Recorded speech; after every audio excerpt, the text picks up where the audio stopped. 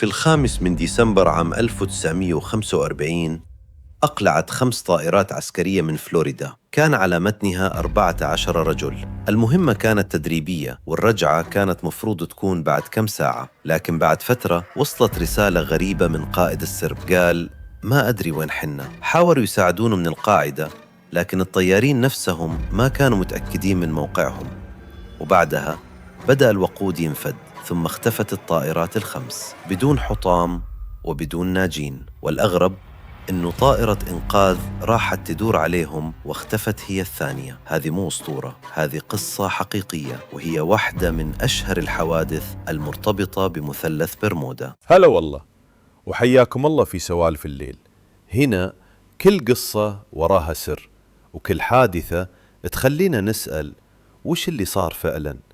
واليوم بنرجع معكم لأحداث 5 ديسمبر عام 1945، اليوم اللي أقلعت فيه 5 طائرات عسكرية من قاعدة فورت لودرديل في فلوريدا، لكن ما رجعت. 14 رجل، 5 طائرات، ومهمة تدريبية كان المفروض تنتهي خلال ساعات، لكن اللي صار بعدها خلها الحادثة تدخل التاريخ. هذه قصة السرب 19، واحدة من أشهر حوادث الاختفاء المرتبطة بمثلث برمودا. خلونا نرجع للبداية. كان يوم 5 ديسمبر عام 1945.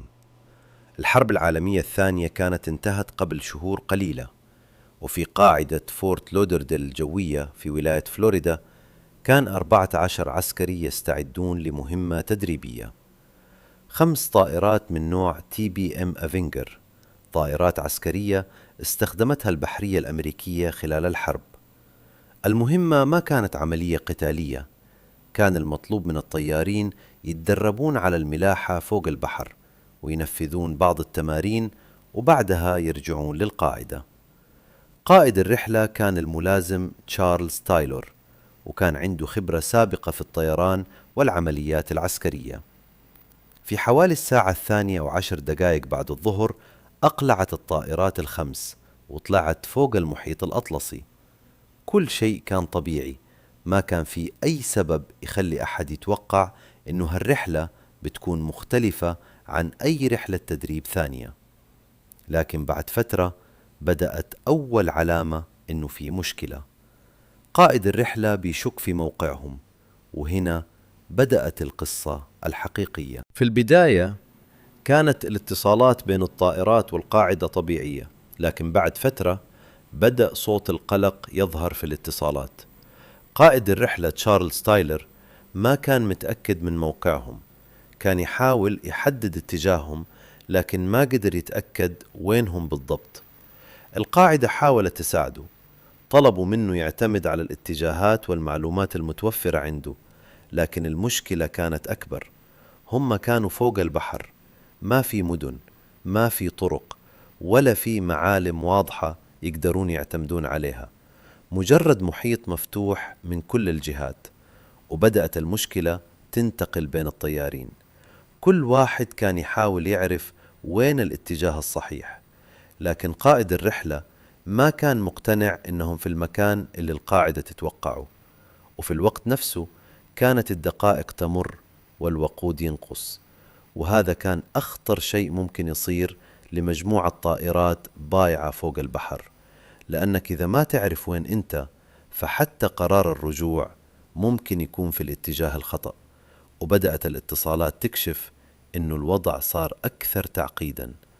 الطيارين كانوا لا يزالون مع بعض، لكنهم ما كانوا متأكدين من مكانهم، والوقت كان ضدهم. مع استمرار الرحلة بدأت مشكلة الملاحة تصير أخطر. كان في ارتباك حول قراءة الاتجاهات وتحديد الموقع، وتايلور ما كان واثق من المعلومات اللي قدامه. القاعدة من جهتها كانت تحاول تعرف مكان السرب، لكن تحديد موقع 5 طائرات فوق المحيط مو شيء سهل، خصوصا إذا الطيارين نفسهم مو متأكدين من موقعهم.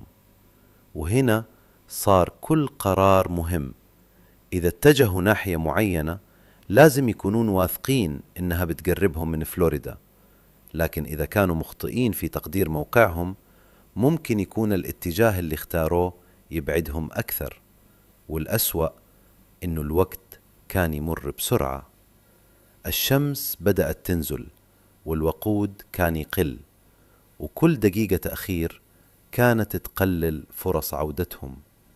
في هاللحظة ما كان السؤال هل بيرجعون للقاعدة، السؤال صار هل عندهم وقود يكفي عشان يلقون طريق العودة؟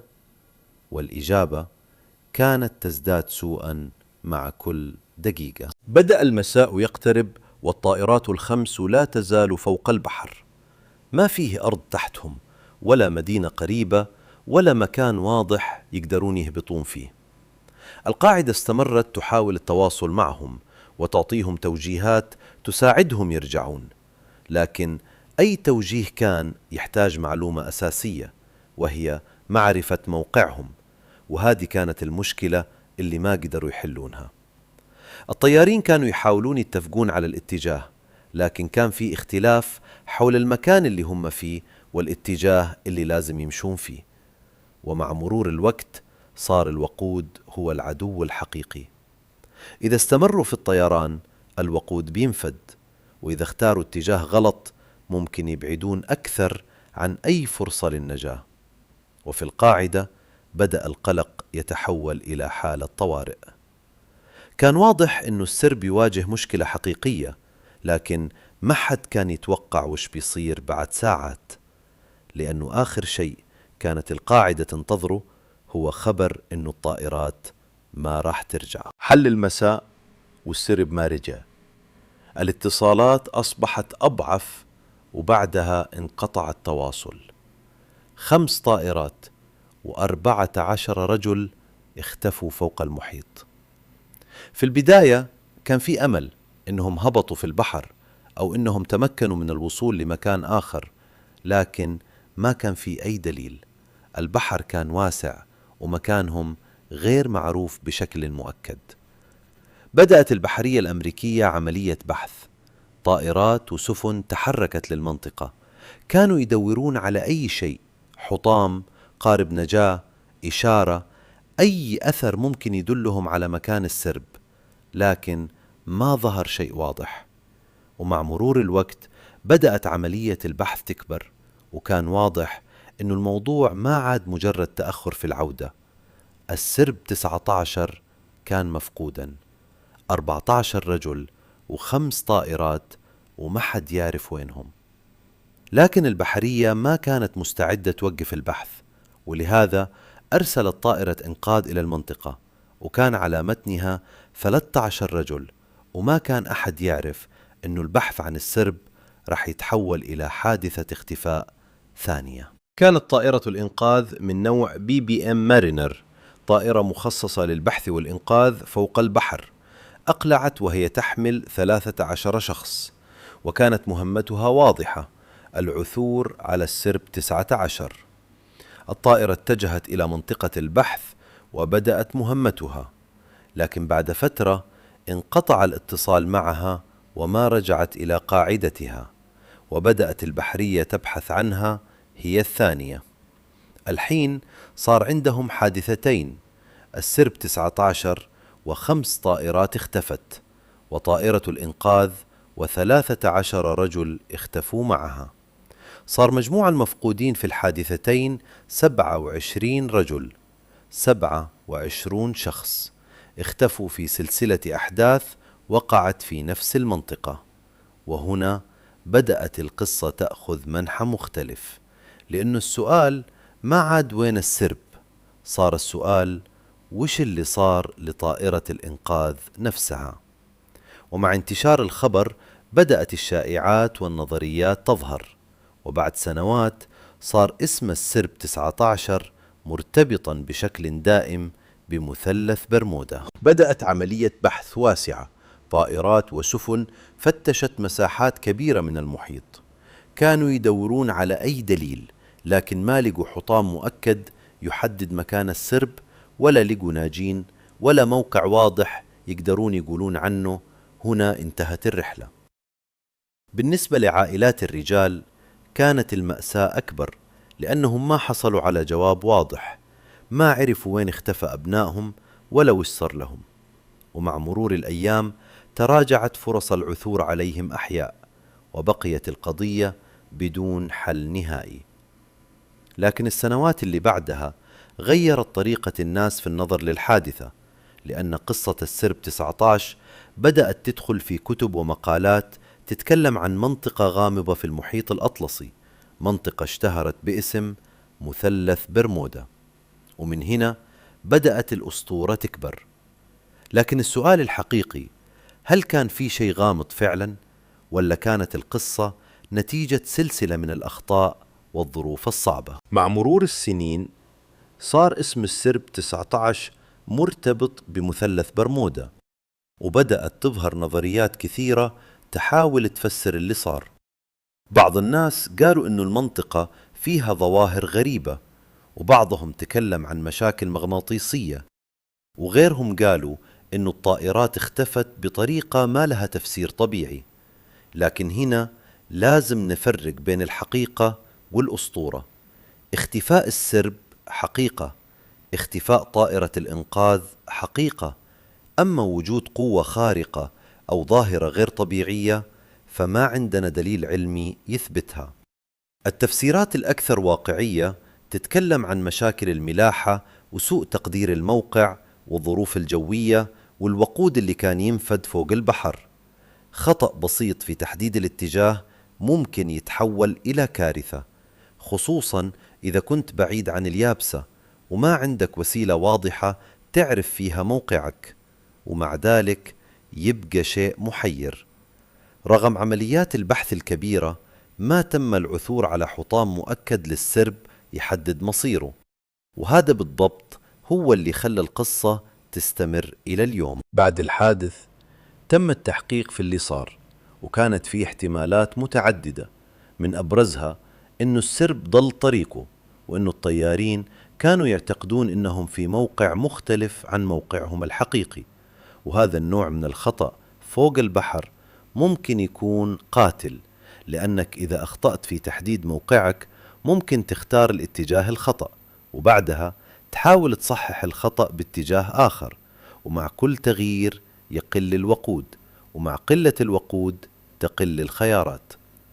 أما طائرة الإنقاذ فكان اختفاؤها حادثة منفصلة، وظهرت احتمالات مرتبطة بظروف الطائرة نفسها، لكن مهما كانت التفسيرات ما قدر التحقيق يعطي إجابة نهائية عن مكان الطائرات الخمس. وهنا بقيت أكبر قطعة ناقصة في القصة: وين الحطام؟ وين انتهت الطائرات؟ وين اختفى 14 رجل؟ أسئلة ما زالت بدون جواب نهائي. تخيل أنك تطلع من بيتك وتروح لمهمة تدريبية عادية، أهلك ينتظرون رجعتك، وإنت تتوقع أنك بعد ساعات بتكون بينهم من جديد. هذا اللي كان متوقع يصير مع رجال السرب 19. 14 رجل طلعوا في رحلة تدريبية لكنهم ما رجعوا، وبعدها 13 رجل آخرين طلعوا يبحثون عنهم وما رجعوهم بعد. 27 رجل صاروا مفقودين في حادثتين مرتبطتين ببعض. مرت سنة، ثم سنوات، ثم عقود، لكن ما ظهرت إجابة حاسمة.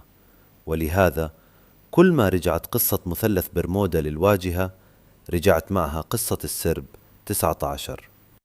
لكن إذا شلنا كل النظريات الغريبة وبقينا فقط مع الحقائق، يبقى السؤال نفسه: وش اللي صار لهم فعلا؟ وهل البحر فعلا خبى كل آثارهم؟ أو إننا ببساطة ما عرفنا نحدد المكان اللي انتهت فيه الرحلة؟ إذا رجعنا للوقائع نلقى إنه قصة السرب 19 ما تحتاج أي خيال عشان تكون مخيفة. 14 رجل اختفوا، 5 طائرات ما رجعت، وبعدها طائرة إنقاذ اختفت هي الثانية، و13 رجل كانوا على متنها. لكن ما عندنا دليل يثبت إنه اللي صار كان بسبب ظاهرة خارقة، ولا عندنا دليل على وجود بوابة أو عالم آخر أو أي شيء من هالنوع. اللي نعرفه إنهم كانوا فوق البحر وكان عندهم مشاكل في تحديد موقعهم، والوقود كان ينفد وبعدها انقطع الاتصال. هذه هي الحقائق الأساسية. أما باقي القصص فهي نظريات وتفسيرات ظهرت مع مرور الوقت، وهذا اللي يخلي الحادثة مثيرة للاهتمام، لأنك حتى لو رفضت كل النظريات الغريبة يبقى عندك لغز حقيقي: 5 طائرات، 14 رجل، ولا يوجد مصير مؤكد لهم. وهنا يبقى السؤال الأخير: وين بقايا السرب 19؟ بعد أكثر من 80 سنة لا يزال مصير السرب 19 مجهولا بشكل كامل. يمكن تكون الطائرات غرقت في قاع المحيط، يمكن دمرتها الظروف البحرية، ويمكن أن عمليات البحث وقتها ما وصلت للمكان الصحيح، وممكن تكون مجموعة من الأخطاء الصغيرة اجتمعت في أسوأ وقت ممكن. لكن مهما كان السبب، في شيء واحد ما يقدر أحد يغيره. في 5 ديسمبر عام 1945 14 رجل أقلعوا من فلوريدا. كانوا رايحين في مهمة تدريبية عادية، وكان المفروض يرجعون في نفس اليوم، لكنهم ما رجعوا. وبعدهم 13 رجل طلعوا يبحثون عنهم وما رجعوا هم بعد.